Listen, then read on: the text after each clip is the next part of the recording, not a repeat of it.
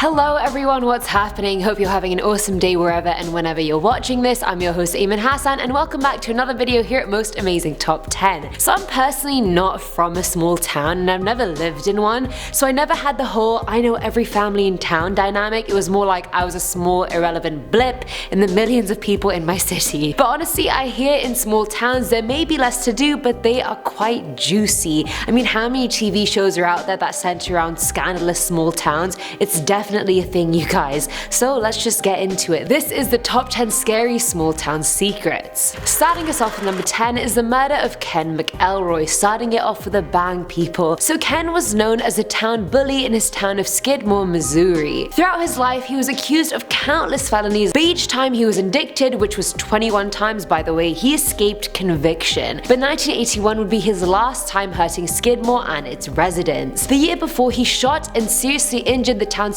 70-year-old grocer Bo, and he was convicted the following year but appealed his conviction and won. The next day he went to the local bar with a rifle and bayonet and threatened to kill Bo. The day after that, Ken was shot to death in broad daylight in his car on a main street. He was struck with bullets from two different guns in front of a huge crowd of people. Until this day, no one has been charged with his murder in this town. The townsfolk literally banded together to get rid of him. The case had 50 witnesses, but not a single person would say who actually killed him. Damn, not even 1 out of 50 people must have truly and entirely hated this man. Coming in at number 9 is Pear Cheney. Now this was a small town in Michigan established back in 1873. In the mid 1870s, its population was around 1,500 people, but 20 years later, a bad case of diphtheria spread through the town, reducing its already quite small population. The second outbreak occurred a few years later, and by this point there were now only 25 people living there, and by 1917 there were only 18, and it was soon declared a ghost town. But the interesting thing about this town is its cemetery. Stories of witches, ghosts, glowing orbs, random lights, it's all there. People have reported hearing the laughter of children and coming back to handprints on their parked cars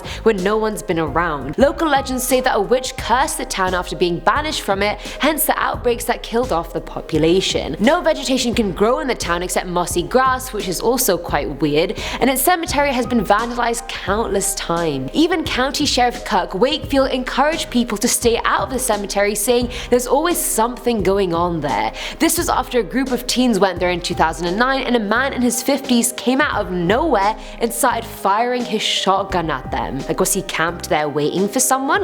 How did he even get there? At number 8 we have the 7 gates to hell. I feel like I'm doing one of the demon videos again. I haven't said gates to hell since that video, I'm pretty sure. But anyway, this one comes from the user Tessa Diane B. Tessa lives in a town called Collinsville, Illinois, with a population of 25,500 people. Does that qualify as a small town? I mean, it's subjective. But anyway, she said along the back roads of this town there are multiple bridges and tunnels called the 7 gates to hell. Obviously the most common story is that if you drive through all the gates you'll end up in hell, and another one says you have to drive through the last one at exactly midnight to get to hell. She said local students were partying one night and were driving through the back roads and thought it would be a great idea to find the last gate. Side note, they were also all on LSD. They missed the last entrance and ran into concrete supports, incinerating the car and killing everyone inside. People say they've seen ghostly replays of the crash take place on the bridge. Either way, 7 gates to hell. I mean, you kept that secret pretty damn well, Collinsville. Filling our number 7 slot is the secretive town. This one is from Redditor Mike7676, who said living in Fort Riley, Kansas meant there really wasn't much for him and his wife and kids to do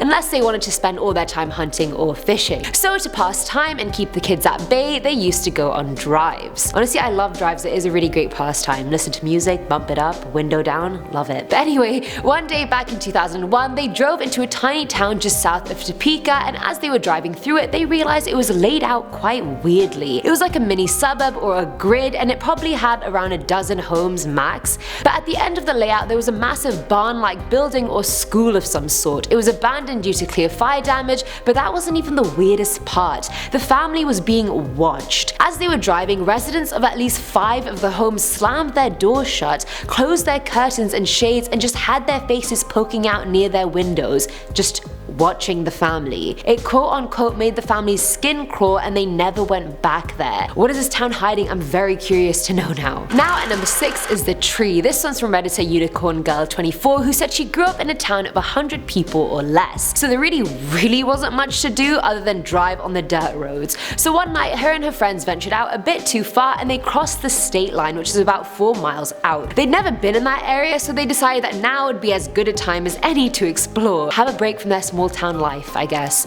They turned down one dirt road and found a group of trees, and hanging from the trees were the weirdest assortment of things. I'm talking doll parts, machetes, knives, etc. They were all just on the trees. There were also no houses or other side roads around that led to these trees, so the group were freaking out on who even did this. They drove out of there and stayed driving in a random direction for 1 full hour before going home, just to make sure no one was following them. That's a good safety precaution. I should also do that, even though no one follows me.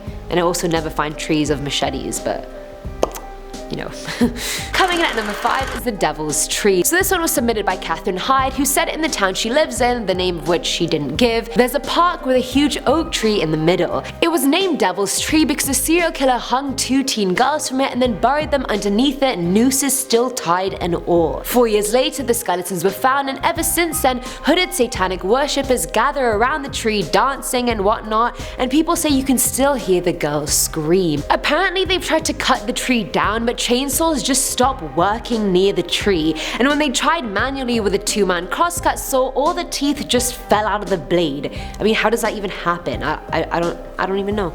At number 4 is Twin Peaks. Now Twin Peaks was definitely before my time. I never watched it because it came out and stopped being aired before I was born, but I know how much of a cult following it used to have, and probably still has. But the storyline was inspired by the murder of a girl called Hazel Irene Drew, who lived in the small hamlet of Tarberton in the town of Sand Lake, population 10,000. During the night of July 7th, 1908, Hazel was walking along Tarberton Road, which was near a heavily wooded area. Girls never walk at night near heavily wooded areas, it's not safe for us. She was last seen that night by 2 men before her bloated and lifeless body was found floating face down in Teal's Pond a few days later. Her skull had been crushed by an unknown blunt object, and her face had become so distorted because of being underwater that she was unrecognizable. The case was never solved, but it was highly publicized, and it would have actually been forgotten altogether, but thanks to Twin Peaks creator Mark Frost, it wasn't. Mark used to spend his summers in the small town of Tarberton of all places, and he heard stories of Hazel's murder growing up. He'd get warnings not to go into the woods at night because it was said that she haunted the pond. Either way, the small town birthed one of TV's best shows. Filling our number 3 slot is the Garda Legen massacre. Now this massacre was perpetrated by the entire population of the small German town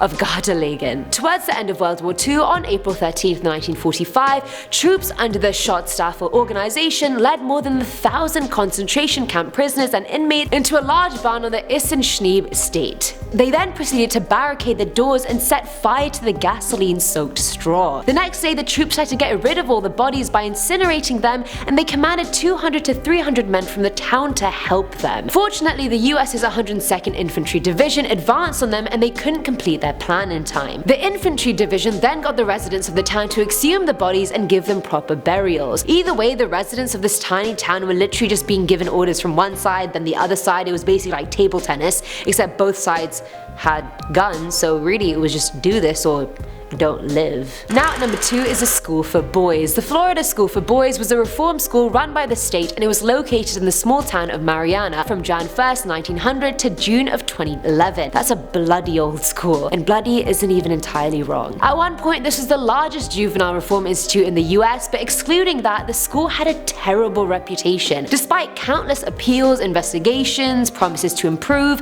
changing leadership, the allegations continued, and so did the abuse. It even became the norm at one point. Former survivors and students made a group called the White House Boys and came out about the abuse that they faced. In the 60s, there was even a separate room for whipping the white boys and another room for the black boys. In another story, a boy saw another student trapped in a running laundry dryer and guessed he had been killed later on. They said they used to be whipped so hard their underwear would become embedded in their skin, or they'd just lose consciousness. If they cried, they'd get whipped harder. When they finally filed a lawsuit against the state, they were just dismissed. Most families of victims got an apology and funds for a memorial, and that's pretty much it. And finally, at number 1 is the High Priestess of Blood. Magdalena Solis was a known serial killer and a prominent member of a Mexican cult that used to murder people and drink the victims' blood, hence her menacing moniker. Although she was born in Monterrey, her and her brother moved to the small town of Yerba Buena in the early 60s. Now this town was already being run by the Hernandez brothers, who were two criminals